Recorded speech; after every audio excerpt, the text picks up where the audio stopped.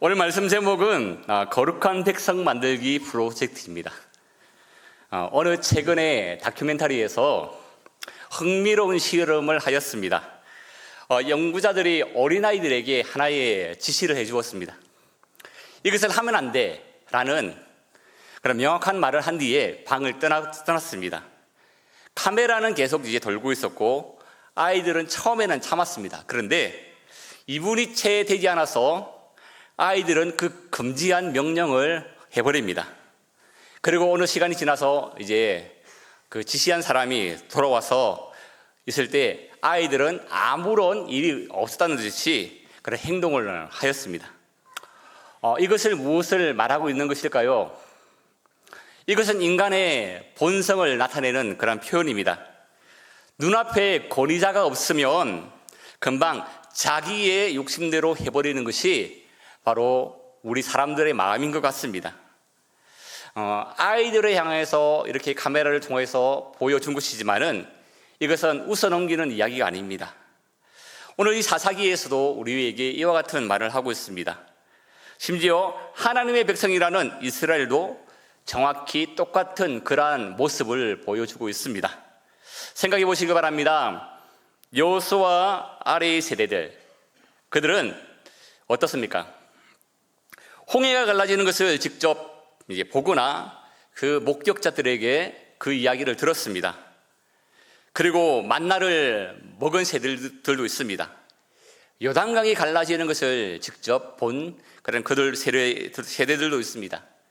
여리고 성벽이 무너지는 그 기적을 체험하는 세대들도 있었습니다. 그런데 그들이 여호수아가 죽은 후에 죽자 그들은 흔들리기 시작하였습니다. 여러분, 믿음은 어떻습니까? 믿음은 경험으로만 유지되지 않습니다. 믿음은 살아있는 인격적인 관계가 없으면 어떠한 강력한 그런 경험도 결국 희미해지는 것이 믿음인 것입니다. 이제 오늘 본문에 보시면 이제 1장부터 2장까지 보면 여호수아가 죽었다라고 말씀하고 있습니다. 위대한 지도자가 사라졌습니다. 그리고 이스라엘은 여호수아가 죽자마자 즉시 마치 기다렸듯이 하나님을 버리고 바알들을 섬기기 시작합니다. 그런데 더 충격적인 것은 이 본문이 단순히 이스라엘의 실패의 이야기가 아니라는 것입니다. 이것은 거룩한 백성을 만드는 하나님의 프로젝트입니다.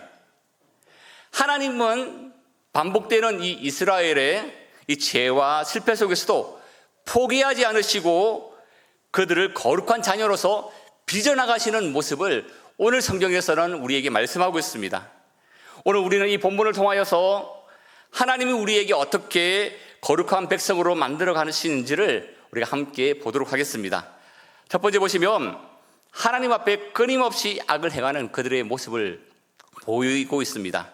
1절부터 15절까지 11절부터 15절까지의 말씀해 보시면 하나님 앞에 끊임없이 그들은 악을 행합니다.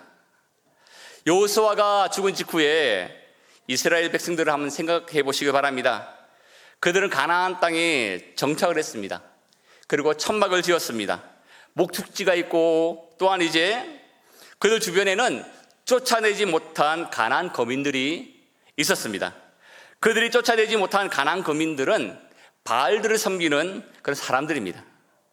가나안 거민들은 바로 그 땅에서 농사를 지으며 목축을 하며 지냈고 그들의 섬기는 신들에게 제사를 지내며 지냈던 그러한 거민들입니다. 그들은 비가 오지 않으면 바알에게 제사를 지냈던 그러한 민족들입니다. 그 모습을 옆에서 지켜보던 이스라엘 사람들은 어떠한 자세로서 살아갔겠습니까? 그들 마음에는 비가 와야 추수가 되는데 이 땅의 신인 바알을 섬기지 않으면 혹 불이익은 당하지 않을까라는 마음이 들지 않았겠습니까? 가나안에 들어왔으니 이제는 가나안 땅에 있는 신을 섬겨야 되지 않을까라는 그런 생각이 들지 않았겠습니까? 그들 나름대로 생각하면 아주 합리적인 생각을 가질 수 있었습니다. 그런 이 모습을 이 실용적 불안이 그들 가운데 이 스물스물 들어오기 시작하였습니다. 광야의 시간을 지나고 가나안에 들어와 하나님의 인도하심을 경험했던 세대들이 떠나고 난 뒤 새로운 세대들은 하나님께서 어떻게 이스라엘을 이끄시고 도우시는지를 그들은 잊어버렸습니다. 무엇보다 하나님께서 참 신이시며 전능하신 분이신 것을 그들은 몰랐던 것입니다. 사사기 2장 10절 말씀에서는 다음과 같이 그들의 신앙을 정확하게 말하고 있습니다. 우리 2장 10절 말씀을 다 같이 한번 읽어보겠습니다. 그 세대의 사람도 다 그 조상들에게로 돌아갔고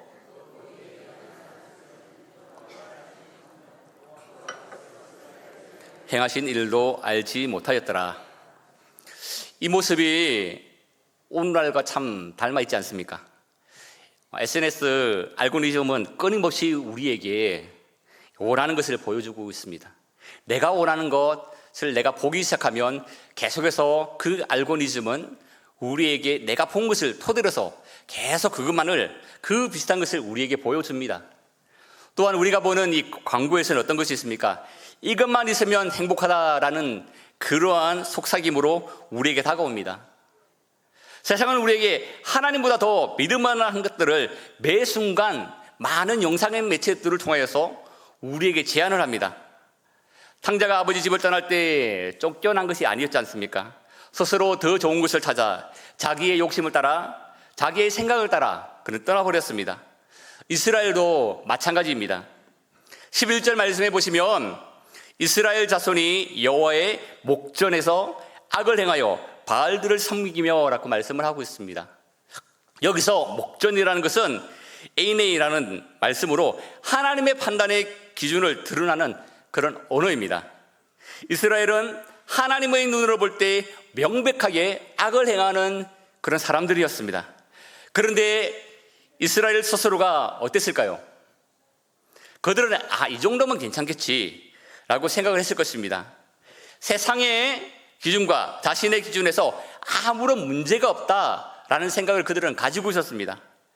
여기서 오늘 말씀 가운데서 바알들이라고 복수형이 이제 나타나는데 이것이 복수형이 중요합니다. 바알은 하나의 신이 아니라 다양한 신들을 말하고 있습니다. 즉 풍요의 신, 전쟁의 신, 땅의 신, 즉 그 가나안 땅에서 가나안 거민들이 섬기는 많은 신들을 대표하고 있습니다. 이스라엘은 여호와 하나님을 완전히 버린 것은 아니었습니다. 여호와도 섬기면서도 그들은 바알들도 함께 섬겼습니다. 오늘식으로 말하면 하나님도 믿고 또한 돈의 힘도 의지하고 명예를 얻으려고 건강도 믿고 성공도 믿는 그러한 사람들이었습니다. 성경학자 월터 브루그만은 이렇게 말하고 있습니다. 이스라엘의 바알 숭배를 가리켜 불안이 만들어낸 대체 신학이라 불렀습니다.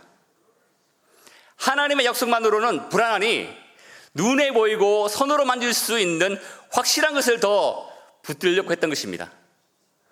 우리도 같은 유혹 속에 있습니다.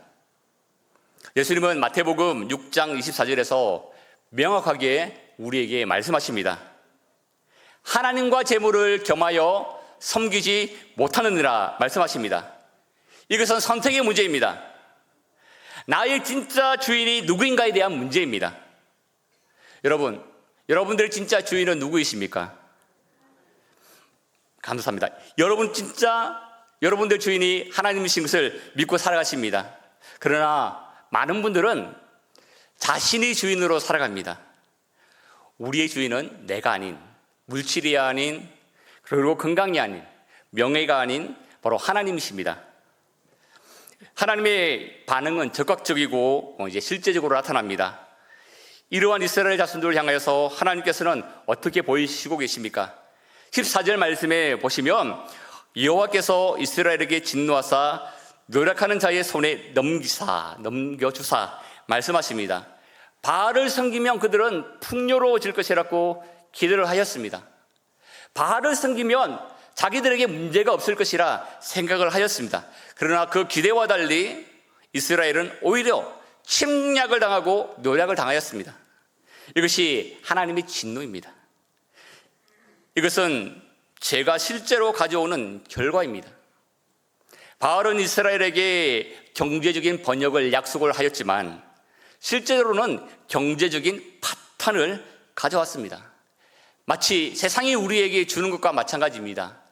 이 세상은 우리에게 번영을 줄 것 같고, 이 세상은 우리에게 평안을 줄 것 같고, 이 세상은 우리에게 성공을 줄 것 같고, 이 세상은 우리에게 행복을 줄 것 같지만 실제로 주어지는 것은 바로 그 기대와 간격이 너무나 멀어져 있다는 것입니다. 15절에는 이렇게 말씀하십니다. 15절 말씀 한번 다 같이 읽어보겠습니다. 그들이 어디로 가든지 여호와의 손이 그들에게 재앙을 내리시니. 이스라엘 자손이 여호와 함께 할 때는 어땠습니까?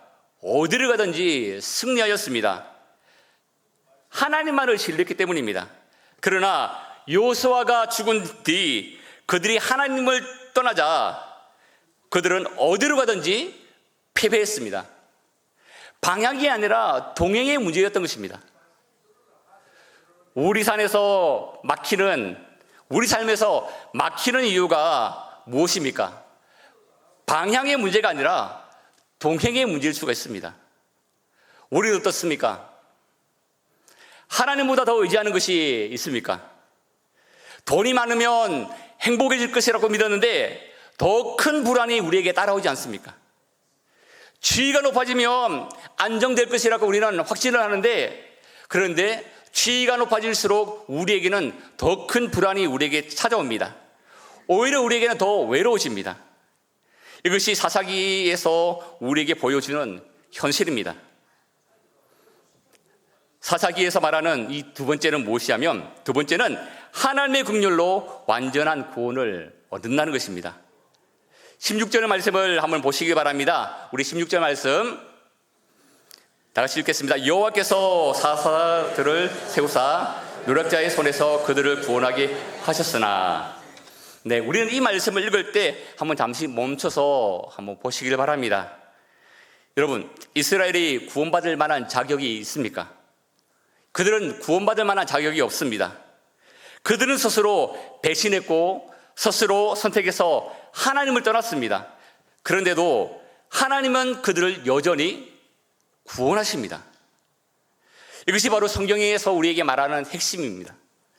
하나님의 사랑은 우리의 자격에 달려있는 것이 아닙니다.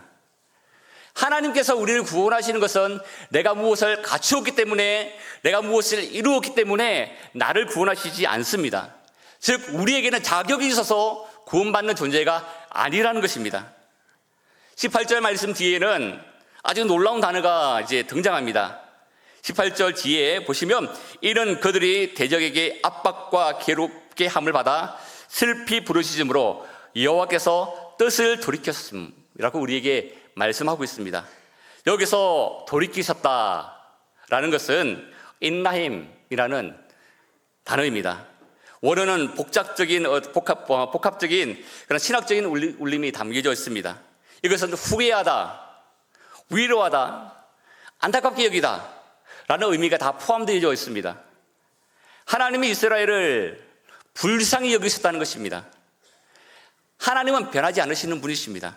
그런데 왜 성경은 이처럼 하나님께서 그 마음을 바꾸셨다는 표현을 우리에게 말씀하실까요? 그것은 하나님이 고통받는 자녀를 보실 때 얼마나 깊이 아파하시는지를 보여주는 그런 언어입니다. 하나님은 냉정한 심판관이 아니라 자녀의 신음에 창자가 끊어지도록 아파하시는 분이 바로 하나님이십니다. 중요한 것은 여기서 이스라엘이 회개했습니다 라는 것이 아닙니다. 그들이 회개해서 하나님께서 그들에게 돌이키신 것이 아닙니다. 그들이 회개한 것이 아니라 단지 그들의 삶이 너무나 삶의 고통스러워서 크게 하나님 앞에 그냥 부르짖었습니다. 그런데 하나님께서는 그 신음소리에서도 듣고 응답하셨다는 것입니다. 이것이 하나님의 긍휼입니다. 우리가 완벽하게 무엇을 회개해야만 하나님께서 돌이키시고 우리에게 긍휼을 베푸시는 것이 아닙니다. 우리 삶의 고통 가운데서도 그 고통 가운데 하나님을 바라볼 때 그 신음소리조차 하나님께서는 들으십니다. 회개하지 않아도 된다는 말씀이 아닙니다. 하나님께서 우리의 부르시는 소리에 그만큼 귀를 기울이신다는 것입니다. 성 프란시스코가 이제 고향에 머물고 있을 때 작은 집에 있는 화인이 큰 물통에 물을 길러 올 때마다 그 물통에 나무 조각 하나를 이제 넣는 것을 보았습니다. 그래서 하인에게 물었습니다. 왜 그렇게 하느냐고. 그래서 하인이 물을 퍼올릴 때에 나무 토막을 넣으면 물통이 요동하지 않아 물이 흘러 넘치는 것을 막을 수 있습니다 라고 그렇게 답을 하였습니다. 이 설명을 들은 이 프란시스코는 친구에게 편지를 썼습니다. 흔들리는 그 마음통에 십자가를 던져넣게. 저기 말은 그리스도의 십자가에 너의 마음을 기대길 바라네. 하나님은 온데간데 없이 외부 환경과 상황과 그 모든 가운데 짓눌린 때 우리는 마음이 요동칠 때가 얼마나 많이 있습니까? 세상의 어떤 풍파, 세상의 많은 문제들, 나의 가정의 문제들 때문에 내 마음이 요동칠 때, 그때 우리가 해야 되는 것은, 세상이 더 좋아 보일 때 그때 우리가 해야 되는 것은 바로 십자가에 내 마음을 던져야 하는 것입니다. 십자가의 주님을 바라보라는 말씀입니다. 예수 그리스도의 십자가에 기대라는 말씀입니다. 그들의 부르심에 하나님께서는 어떻게 하셨습니까? 하나님께서는 이제 사사들을 세우셨습니다. 그들을 위해서 이스라엘의 구원자를 세우셨습니다. 화면에 보시면 그 사사들에게는 한계가 있습니다. 그들은 살아있는 동안에는 구원이 유지되고 또한 살아있는 동안에는 평안이 유지가 되었지만은 그 사사들이 죽고 난 뒤에 다시 이스라엘은 타락을 하게 됩니다. 사사는 외부적으로 적으로부터 구원할 수가 있었지만은 내면의 죄로부터는 구원할 수가 없었습니다. 하지만 그것이 바로 사사입니다. 인간 지도자는 결코 완전한 구원자가 될 수 없다는 것입니다. 그래서 하나님께서는 우리에게 완전한 사사이신 분을 보내셨습니다. 그분이 바로 예수 그리스도였습니다. 예수님은 죽으셨지만 다시 사셨습니다.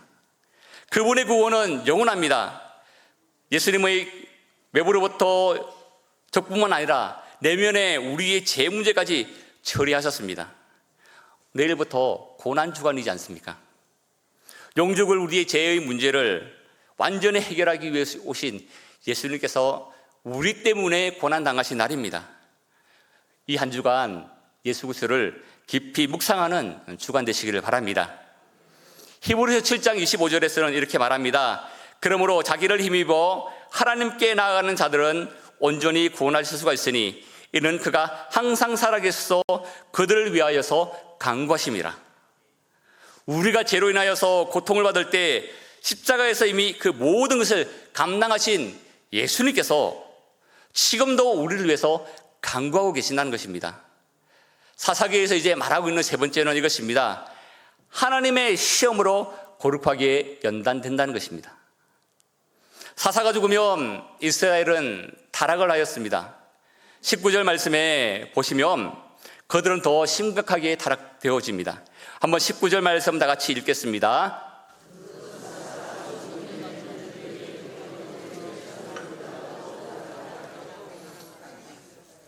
네, 말씀해 보시면 더욱 타락하여, 이것이 이스라엘이 구원 이전보다 더 나쁜 상태로 돌아갔다는 것입니다. 우리도 그렇습니다. 질병으로 하나님을 찾고 또한 그 질병의 문제가 해결되어지면 다시 믿지 않는 모습으로 돌아가시는 그런 분들이 있습니다. 사업의 문제로 하나님을 찾지만 그 문제가 해결되어지면 다시 원래대로 돌아가시는 분들이 있습니다. 경험한 진정한 회개가 아닌 고통 가운데서 하나님을 찾는 것, 믿음은 오히려 타락의 배경이 될 수가 있습니다. 이건 인간의 본성이기 때문입니다. 은혜 받고도 더 타락할 수 있는 것이 바로 우리들이라는 것입니다. 하나님은 이러한 이스라엘에게 이방 민족을 남겨두셨다라고 말씀합니다. 다시는 그들 앞에서 하나도 쫓아내지 아니하리라고 이제 선언하십니다. 이것은 마치 하나님께서 이스라엘을 포기한 것처럼 들려지지만, 그러나 22절 말씀에 보시면 더욱 다른 이야기가 나오고 있습니다. 22절 말씀 제가 읽어드리겠습니다. 이는 이스라엘이 그들의 조상들이 지킨 것 같이 나 여호와의 도를 지켜 행하나 아니하나 그들을 시험하려 함이라. 여기서 시험하다라는 이 히브리어는 입증하다, 증명하다라는 의미입니다. 하나님은 이스라엘이 하나님의 자녀임을 스스로 증명하는 그 과정을 통해서 그들을 연단해 내십니다. 마치 금을 재련하는 것처럼 불이 필요하듯이 하나님의 백성이 되는 시험이 필요한 것입니다. 스포츠 심리학자 짐 레이어 박사는 이렇게 말합니다. 수년간 세계 정상급 선수들을 연구했습니다. 그의 결론이 이것입니다. 챔피언을 만드는 것은 순간의 승리가 아니었다. 패배 이후에 어떻게 반응하냐가 챔피언을 결정했답니다.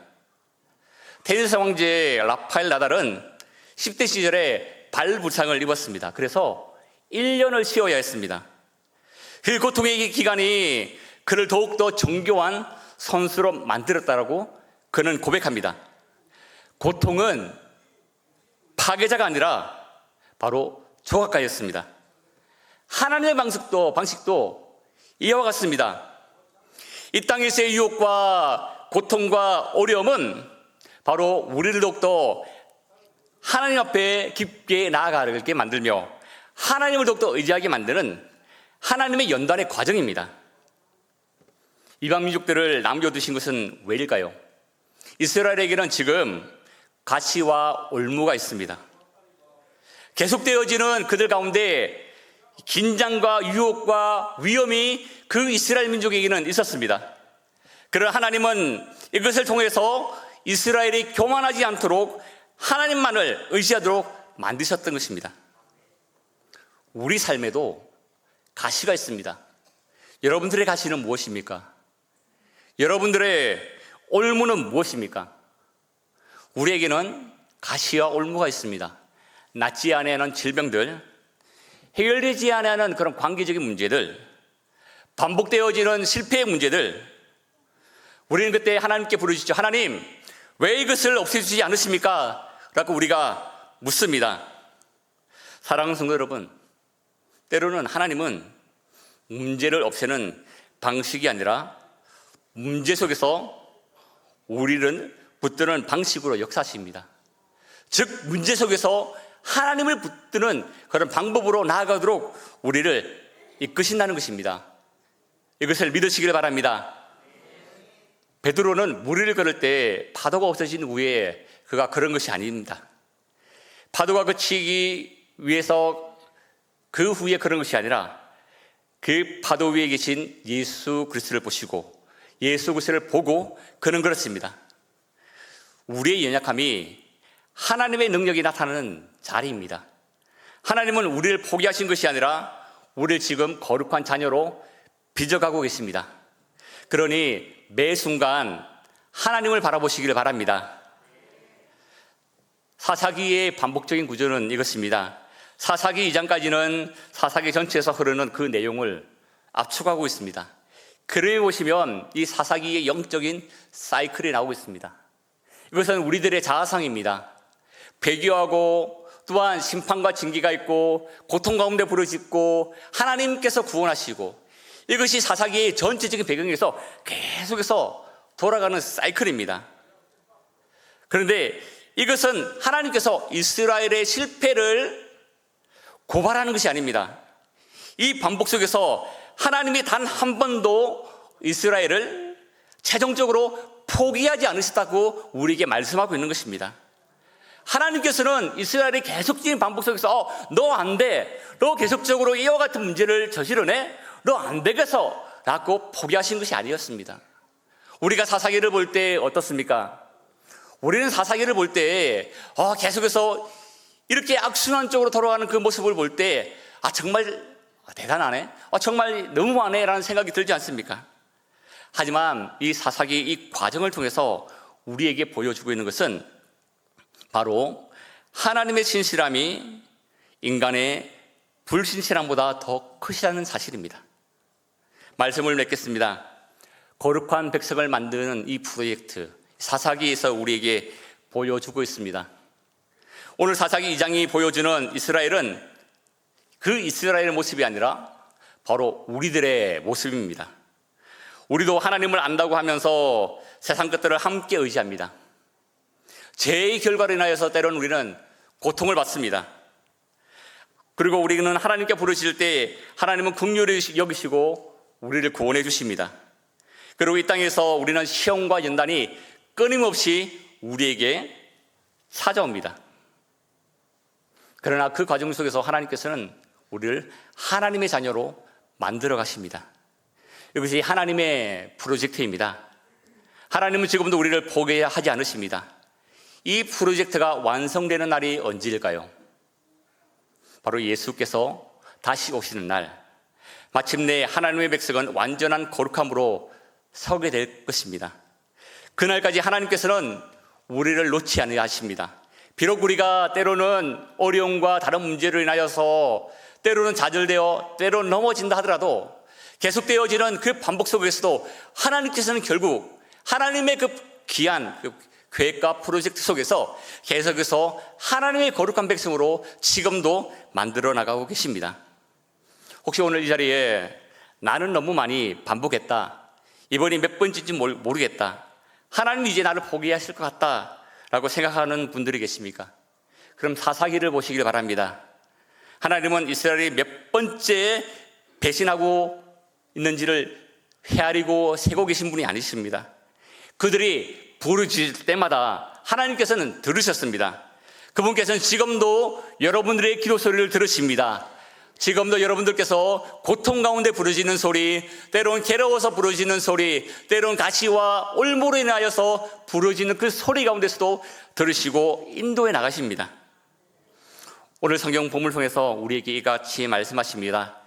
내 삶에 바알을 내어놓으시길 바랍니다. 하나님보다 더 믿고 의지하는 것이 있다면 그것이 여러분들의 바알입니다. 성공, 건강, 자녀, 돈, 사랑과의 인정의 관계, 이런 것들은 나쁜 것들이 아닙니다.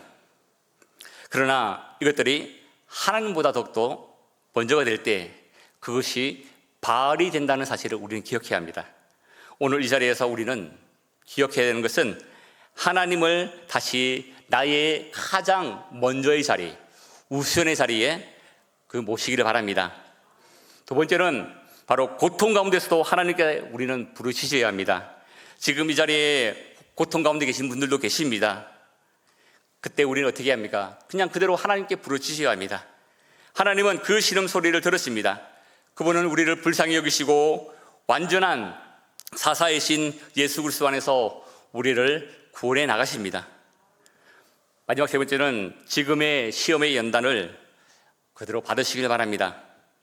지금 여러분들의 삶에 가시와 올무가 있습니까? 그것을 통해서 하나님을 더욱더 깊이 알아가는 시간이 되게 하시길 바랍니다. 문제는 해결되어질 수가 있지만 그 문제는 해결되지 않을 수도 있습니다. 그러나 그 과정 가운데 우리는 하나님을 붙드는 그 믿음은 더욱더 굳게 서게 되는 것입니다. 우리는 가시와 올무 같은 이 문제 속에 해결을 원하지만 하나님께서는 그 속에서 우리를 하나님의 거룩한 백성으로 만들어 나가십니다. 우리 삶에 이해가 되지 않는 많은 부분들이 있습니다. 이해할 수 없는 것도 있습니다. 하나님께서는 살아계시고 그리고 하나님께서는 역사하십니다. 하나님의 거대한 프로젝트 속에서 하나님께서는 우리를 이끌어 나가십니다. 우리 삶 가운데 있는 많은 문제들도 하나님의 거룩한 백성 만들기 그 프로젝트의 일부임을 믿으시고 오늘도 믿음으로 하나님을 붙잡는 저와 여러분들이 되시기를 간절히 축원드립니다.